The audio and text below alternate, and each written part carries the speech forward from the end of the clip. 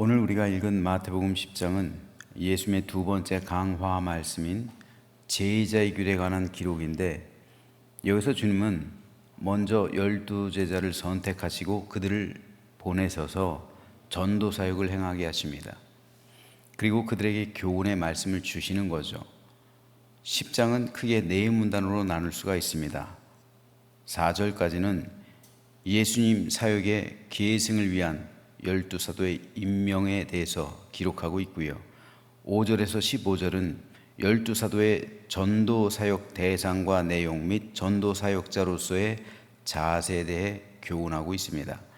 16절에서 39절은 전도 사역자가 당면할 핍박과 고난에 대한 예고 및 교훈을, 그리고 40절에서 마지막 42절은 전도 사역자들을 영접하는 자들의 복의 강조 및 전도 사역자들을 향한 교훈을 종결하고 있습니다. 자, 오늘은 이 가운데서 1절 말씀에 대해 살펴보겠습니다. 예수께서 그의 12제자를 부르사 더러운 귀신을 쫓아내며 모든 병과 모든 약한 것을 고치는 권능을 주시니라. 예수께서 12제자를 선택하시고 부르신 후에 그들을 둘씩 짝지어 보내시면서 하나님 나라의 복음을 전하게 하셨습니다. 그런데 예수님은 제자들을 그냥 보내신 것이 아니라 더러운 귀신을 내쫓으며 모든 병과 모든 약한 것을 고치는 권능을 주셨습니다. 주님께서도 귀신을 내쫓으시고 병을 고치심으로 복음을 전하셨죠. 즉 축사사역 그리고 치유사역을 통해 주님은 천국 복음을 전하신 겁니다. 마찬가지로 제자들에게도 예수님께서는 귀신을 내쫓고 병을 고치는 권능을 주심으로 모든 약한 것을 치유하게 하심으로 천국 복음을 전하도록 하셨던 겁니다. 그런데 여기서 우리가 한 가지 생각해 봐야 할 것이 있어요. 어떻게 예수님은 제자들에게 귀신을 내쫓고 병을 고치는 권능을 전해 주셨을까요? 어떤 방법으로요? 이때는 아직 제자들에게 성령이 임한 상태가 아니에요. 제자들은 오순절 성령 강림 때 성령의 임재를 체험하잖아요. 그러므로 이때는 아직 성령께서 제자들에게 임하셨다라고 하기에는 다소 무리죠. 어떻게 그러면은 성령의 능력을 받지 않은 상태에서 예수님께서는 귀신을 내쫓고 모든 약한 것을 고치는 권능과 권세를 제자들에게 전해 주셨을까요? 나중에 제자들이 예수님께로 돌아오죠. 그리고 주님께 보고하는 내용을 보면 제자들이 실제로 말해요. 고백하잖아요. 주님, 귀신을 우리가 내쫓고 병들을 고쳤다는 보고를 해요. 따라서 제자들은 어떻게 이런 능력을 갖게 됐을까? 이걸 한번 생각해 봐야 돼요. 여러분은 어떻게 생각하십니까? 제자들이 어떻게 예수님처럼 귀신을 내쫓고 병을 고치는 권능을 받게 됐을까요? 그리고 이 권능은, 그리고 이 능력은 오늘 우리들은 가질 수 없는 것일까요? 그것이 제자들에게만 한정된 이야기일까요? 오늘 저는 이에 대해서 좀 살펴보려고 해요. 물론 예수님께서 제자들에게 안수해 주셔서 제자들이 이런 권능을 받게 된 것일 것이다 라고 해석하는 것이 무난한 해석이에요. 그런데 성경에는 이런 기록이 없어요. 예수님께서 제자들에게 안수하심으로 그들이 이런 권능을 가졌다, 바울이 안수함으로 성령을 받았다, 이런 기록은 있어요. 하지만 예수님께서 제자들에게 안수하심으로 이들이 이런 권능을 가졌다, 이런 기록은 없습니다. 오히려 다른 기록이 등장해요. 제자들이 귀신을 내쫓고 병자들을 고친 방법에 대해서 성경은 기록하고 있어요. 주님께서는 이 방법으로 제자들에게 가르쳐 주신 거예요. 따라서 주님께서 제자들에게 권능을 주셨다는 오늘 본문의 기록은 예수님께서 축사 사역과 치유 사역을 가능하게 한 이 방법을 제자들에게 가르쳐 주신 것으로 이해하는 것이 옳습니다. 그렇다면 예수님께서 제자들에게 가르쳐 주신 이 방법이 뭘까요? 누가복음 10장에 그에 대한 답이 있습니다. 70인이 기뻐하며 돌아와 이르되 주여 주의 이름이면 귀신들도 우리에게 항복하더이다. 예수께서 이르시되 사탄이 하늘로부터 번개같이 떨어지는 것을 내가 보았노라. 내가 너에게 뱀과 전갈을 밟으며 원수의 모든 능력을 제어할 권능을 주었으니 너희를 해칠 자가 결코 없으리라. 그러나 귀신들이 너희에게 항복하는 것으로 기뻐하지 말고 너희 이름이 하늘에 기록된 것으로 기뻐하라. 누가복음 10장에서 예수님은 70인의 제자를 파송하셔서 천국 복음을 전하게 하셨습니다. 12제자는 이스라엘의 12지파를 상징하고 70인의 제자는 이스라엘의 70인의 장로를 상징합니다. 예표하는 거예요. 대체하는 겁니다. 12제자는 12지파를 대체하는 거고요. 신약에 70인의 제자는 구약의 70인의 장로를 대체하는 거예요. 이 70인의 장로를 따라 사안에드린 공의회는 70인으로 구성되죠. 70인 플러스 대제사장. 마찬가지로 하나님 나라를 대표하는 사람으로서 70인을 주님께서는 제자로 부르신 거예요. 즉 구약의 대체, 구약 성경을 이제 대체하는 신약 성경으로 신약에서 이렇게 70인을 주님께서는 선택하신 겁니다. 그래서 주님께서 마태복음에서 12제자를 보내신 것처럼 누가복음에서 70인의 제자를 보내시는 거예요. 그래서 천국 복음을 전하도록 하셨던 겁니다. 그리고 12제자에게처럼 사탄을 밟으며 원수의 모든 능력을 제어할 권능을 주셨던 겁니다. 70인의 제자들은 이 권능으로 복음 사역을 완수하고 돌아와서 주님께 마찬가지로 보고하고 있는 거예요. 12제자처럼. 그런데 이들이 뭐라고 보고하고 있습니까? 주여 주의 이름이면 귀신들도 우리에게 항복하더이다. 즉 예수 그리스도의 이름을 선포하며 외칠 때 주님의 이름을 듣고 귀신들이 항복했고 모든 병이 치유됐다는 거예요. 예수 그리스도의 이름 앞에서 사탄의 권세는 무너졌다는 겁니다. 그래서 예수께서 이르시되 사탄이 하늘로부터 번개같이 떨어진 것을 내가 보았노라. 예수 그리스도의 이름의 권세가 사탄의 권세를 무너뜨린 거예요. 그리고 모든 병의 근원이 나았던 겁니다. 그러므로 주님께서 제자들에게 주신 권세는 다름 아니라 예수 그리스도의 이름이에요. 즉 주님은 너희는 내 이름으로 나아가서 나의 이름을 선포하고 나의 이름으로 귀신들을 내쫓고 나의 이름으로 병들을 고쳐라. 예수님의 이름을 선포하고 외칠 것을 제자들에게 말씀하셨던 거예요. 그리고 이 방법, 즉 예수 그리스도의 이름을 선포하고 예수 그리스도의 이름으로 나아가고 예수 그리스도의 이름으로 외칠 때 모든 이적이 일어나는 그런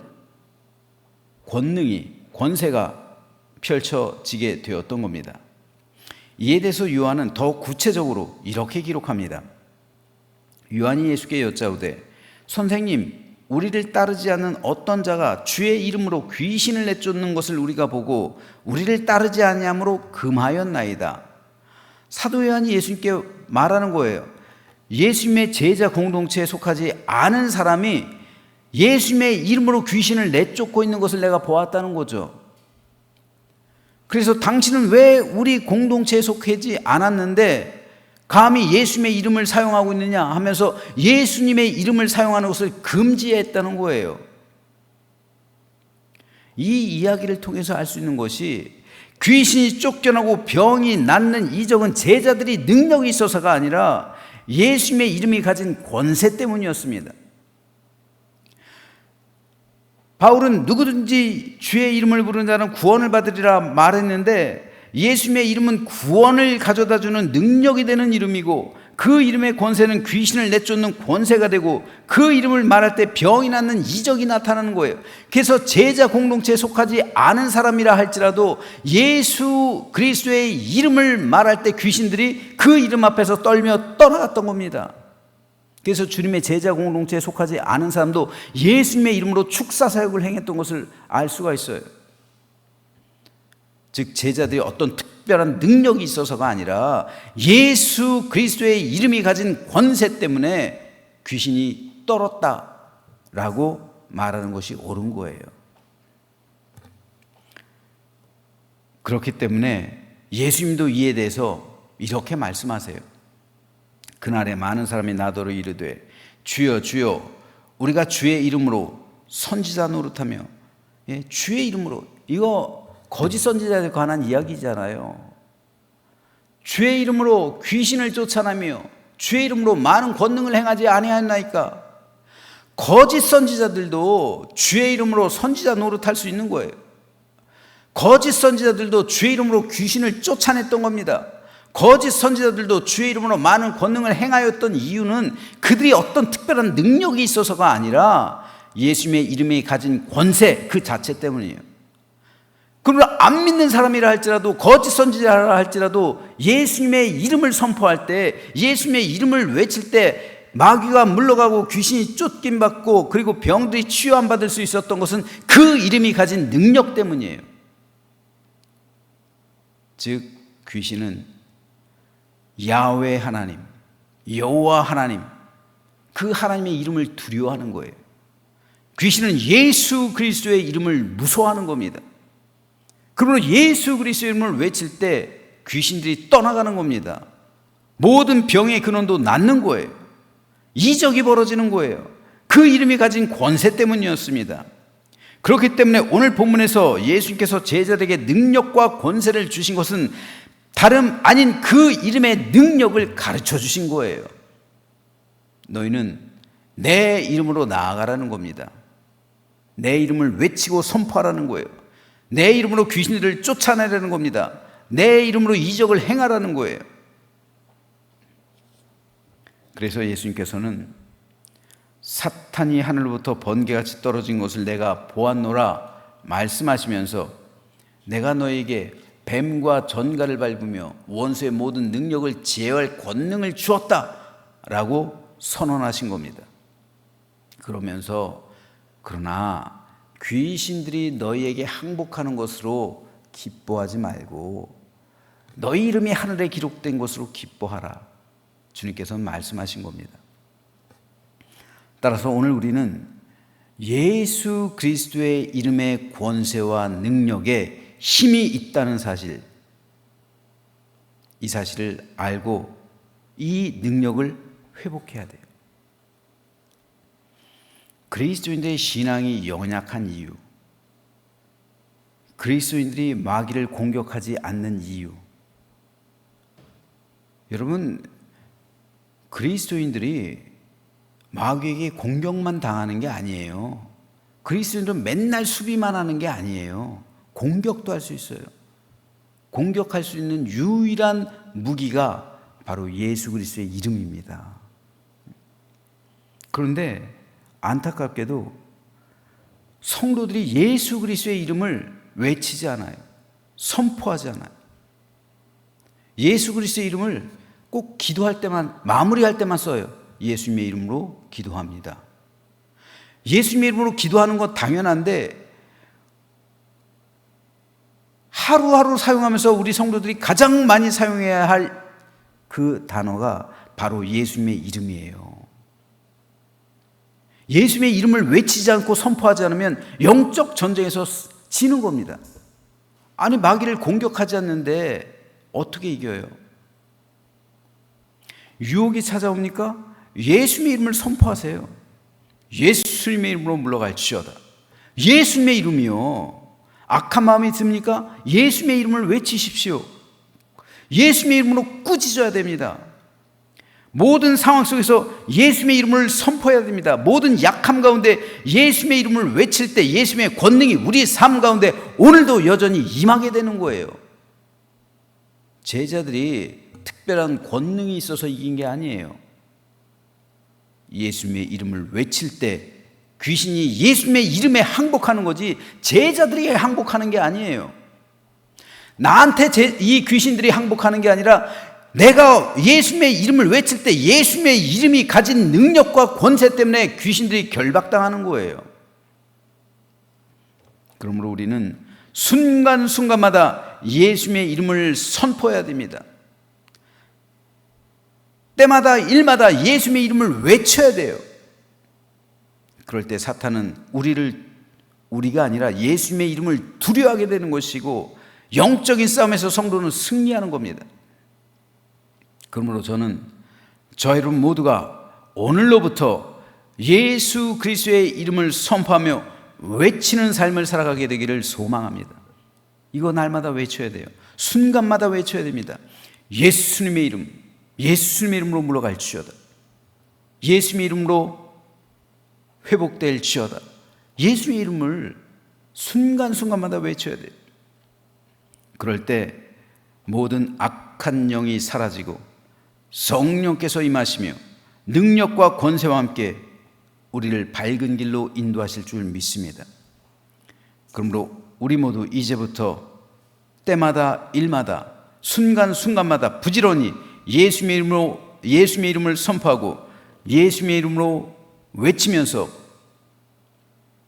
믿음으로 승리하며 제자들처럼 기쁨으로 충만한 믿음의 삶을, 승리의 삶을 살아가시는 우리 모두가 되시기를 주님의 이름으로 축원합니다.